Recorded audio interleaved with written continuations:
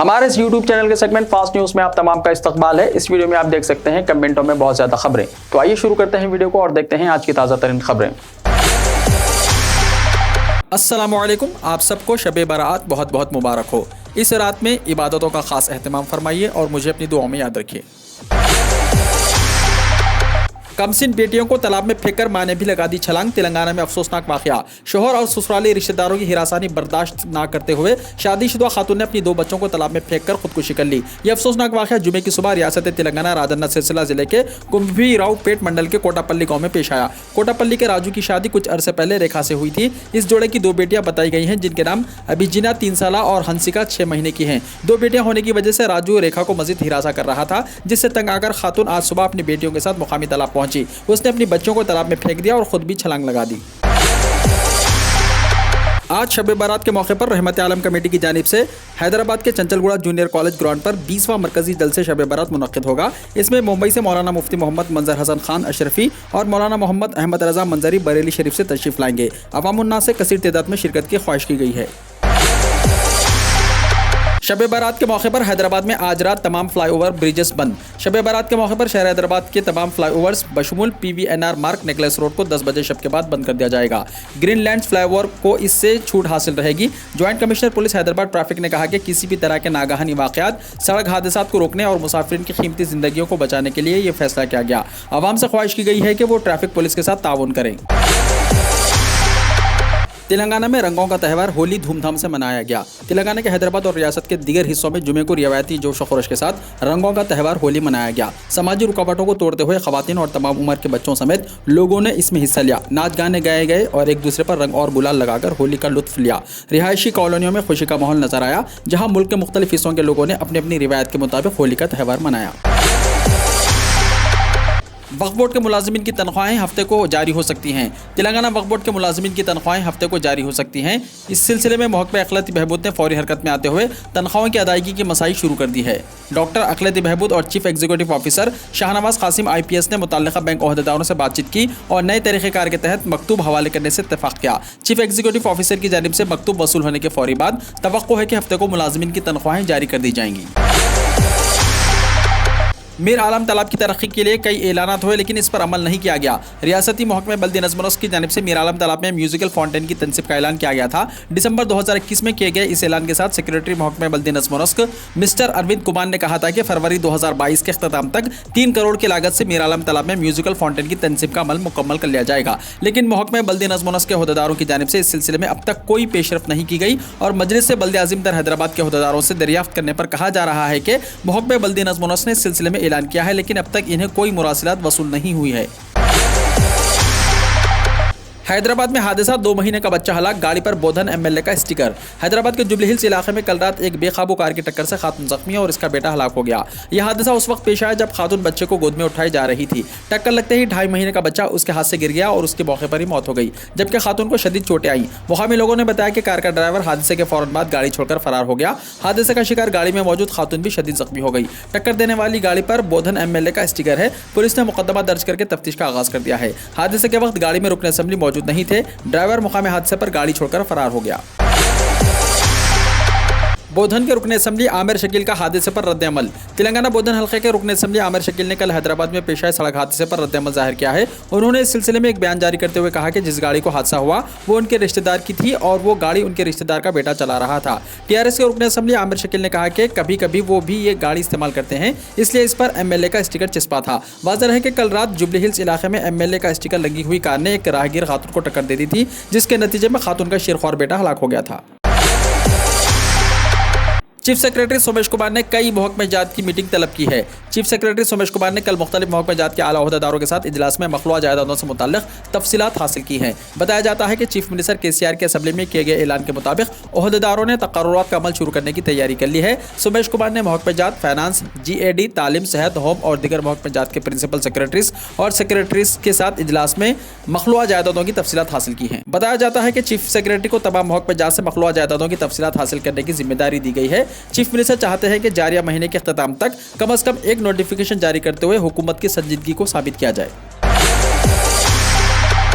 Dubai की jail में कैद जगत्याल जिले के सलमान को वतन वापस लाने के इंतजाम करने हुकूमत से दरख्वास्त। रोजगार के लिए दुबई रवाना होने वाला जगत्याल जिले का नौजवान काफी परेशान है। उसके वतन वापस लाने के इंतजाम करने की नौजवान के घर वालों और दोस्तों ने तेलंगाना हुकूमत से दरख्वास्त की है। जगत्याल जिले के रायकल मंडल के संगाराव पेट से ताल्लुक रखने वाला सलमान, जो चंद महीने पहले रोजगार के लिए दुबई गया था, दुबई में गलती से झूठे मुकदमे में फंस गया। मुतासिरा को दुबई की अदालत ने 37,850 रुपये जुर्माना और 1 महीने की कैद की सजा सुनाई। हिंदुस्तानी सिफारत खाने के अहदेदारों और तेगु एसोसिएशन से इस घर वालों ने फौरी रद्दमल जाहिर करते हुए इसकी रिहाई की दरख्वास्त की है। सनफ्लावर तेल की कीमत में 1 महीने में 100 रुपये का हुआ इजाफा। सुपरमार्केट्स और होलसेल ताजरीन ने डिस्काउंट खत्म कर दिया है। एमआरपी पर हो रहा है फरोख्त। रियासत में खुर्दुनी तेल की कीमतें आसमान को छू रही हैं। सनफ्लावर तेल की 1 लीटर की पैकेट की कीमत में 1 महीने में तकरीबन 100 रुपये का इजाफा हो गया। गुज़िश्ता महीने 120 से 130 रुपये फी लीटर तेल की कीमत थी, अब भारी इजाफे के साथ 225 रुपये तक पहुंच गई। होलसेल मार्केट में नई एमआरपी स्टिकर्स के साथ ये तेल फरोख्त किया जा रहा है। ताजरीन का कहना है कि दूसरी रियासतों की बनिस्बत तेलंगाना में कंपनियों से एमआरपी कीमतों पर नजरसानी करके तेल बेचा जा रहा है। रूस और यूक्रेन की जंग की वजह से सनफ्लावर खाम तेल के कंटेनर्स फौरी तौर की तैयारी करने वाली कंपनियों के पास ना पहुंचने का अंदाजा करके मार्केट की तलब को देखते हुए हर 5 से 7 दिन के अंदर एमआरपीज में नजरसानी करके तेल को मार्केट में रवाना किया जा रहा है, जिसकी वजह से दिन ब दिन कीमतों में इजाफा हो रहा है। सुपरमार्केट्स और होलसेल ताजरीन की जानिब से डिस्काउंट को बर्खास्त करके एमआरपी पर फरोख्त किया जा रहा है। वरंगल के एनआईटी के तालिब इल्म को गेट इंजीनियरिंग में all India first rank. Telangana के वरंगल एनआईटी के तालिब इल्म को गेट एग्जाम में ऑल इंडिया फर्स्ट रैंक हासिल हुआ है। Indian Institute of Technology Kharagpur ने जुमेरात को इंजीनियरिंग 2022 गेट में graduate up to date test के नताज जारी किए। नताज के मुताबिक National Institute of Technology Warangal के बीटेक केमिकल इंजीनियरिंग के 4थे साल का तालिब इल्म टी मनी संदीप रेड्डी ने ऑल इंडिया सतह पर पहला रैंक हासिल किया। ताहम इसने अभी यह फैसला करना है कि आया मास्टर कोर्स करना है या इस नौकरी की पेशकश को कबूल करना है जो इसे कैंपस सिलेक्शन के दौरान मिली हुई थी। आंध्र प्रदेश में 6,16,000 से ज्यादा रजिस्टर्ड बेरोजगार मौजूद हैं। आंध्र असेंबली में पेश तफसील के मुताबिक रियासत में 2022 तक रजिस्टर्ड बेरोजगार नौजवानों की तादाद 6,16,679 है।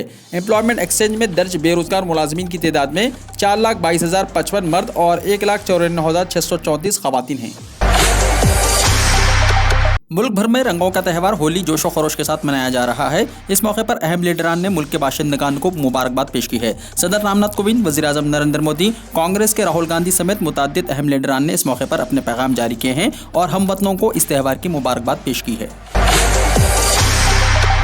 होली के मौके पर योगी हुकूमत का इक़दाम, कोरोना से मुताल्लिक़ तमाम पाबंदियां हुई खत्म। उत्तर प्रदेश की योगी हुकूमत ने होली के मौके पर कोरोना से मुताल्लिक़ तमाम पाबंदियों को खत्म करते हुए नक़्ल हरकत और तिजारती सरगर्मियों को बहाल कर दिया। हुकूमती तर्जुमान के मुताबिक स्विमिंग पूल और वाटर पार्क्स अब सब के लिए खोले जा सकते हैं, जबकि शादियों और दीगर तक़रीबात में मेहमानों की तादाद की हद को भी हटा दिया। इसके अलावा आंगनबाड़ी मराकज़ खोलने की भी इजाज़त दे दी गई है। ताहम रियासती हुकूमत के हुक्म में वाज़ेह तौर पर कहा गया है कि मास्क पहनने और समाजी फासला बरकरार रखने जैसे कोरोना के उसूलों पर सख्ती से अमल करना होगा।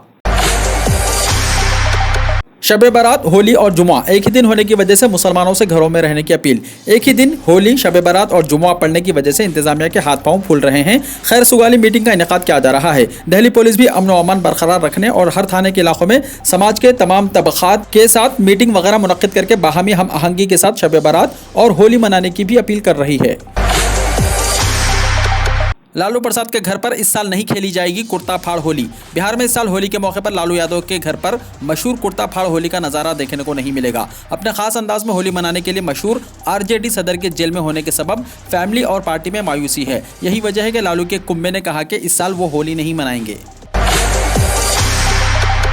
गुजरात के स्कूलों में भगवत गीता पढ़ाए जाने का ऐलान। अब गुजरात के स्कूलों में तलबा को भगवत गीता की तालीम दी जाएगी। ये ऐलान गुजरात के वजीर तालीम जीतू विघानी ने किया है और कहा कि तालीमी साल 2022-23 से रियासत के स्कूलों में भगवत गीता पढ़ाई जाएगी। वजीर तालीम के मुताबिक स्कूली तालीम में हिंदुस्तानी सकाफत और मालूमाती निज़ाम को शामिल करने के लिए पहले मरहले में भगवत गीता में मौजूद इक़दार और उसूलों को 6th क्लास से 12th क्लास तक पढ़ाए जाने का मनसूबा है। इन दर्जात के दरमियान बच्चों की शऊर और दिलचस्पी के मुताबिक तालीमी मवाद को पेश किया जा रहा है। इसके अलावा दुआया जलसे में भी गीता के श्लोक को शामिल करने का मंसूबा है।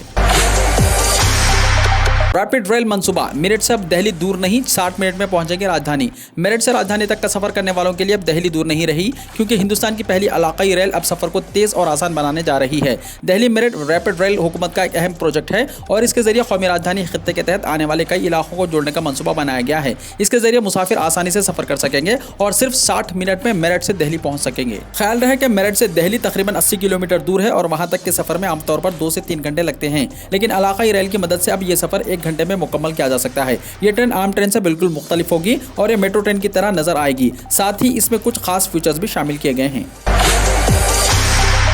डेरेक और ब्रायन और ओवैसी को बेहतरीन पार्लियामेंट्रियन अवार्ड के लिए मुंतखब किया गया। सीनियर लीडरान AK एंटोनी और असदुद्दीन ओवैसी समेत 8 अरकान पार्लियामेंट को पार्लियामेंट में उनकी शिराकत के लिए लोकमत ग्रुप की तरफ से पार्लिमानी अवार्ड से नवाजा जाएगा।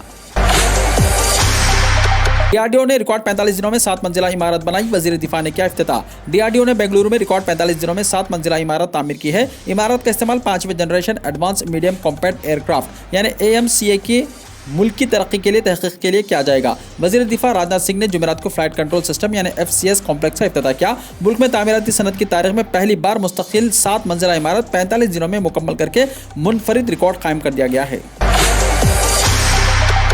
हर चौथे बच्चे को लॉन्ग कोविड का खतरा। एक तहकीक के मुताबिक SARS-CoV-2 से मुतासरा होने वाले 25% से ज्यादा बच्चों और नौजवानों में लॉन्ग कोविड यानी कोविड के तवील मियाद असरात का खदशा है। इस मौजू पर तहकीक की गई है, लेकिन इसका दोबारा जायजा लिया जाना बाकी है। अमेरिका, मैक्सिको और स्वीडन के मुहक्किकीन की एक टीम के सरबराही में की गई एक तहकीक में पता चला कि कोविड इन्फेक्शन से सेहतियाब होने वाले 25.24% बच्चों और नौजवानों में लॉन्ग कोविड से मुतासर होने का खदशा है। मुहक्किकीन की टीम ने बच्चों और नौउम्रों में 40 से ज्यादा कोविड-19 से मुताल्लिक तवील मियाद असरात की निशानदही की।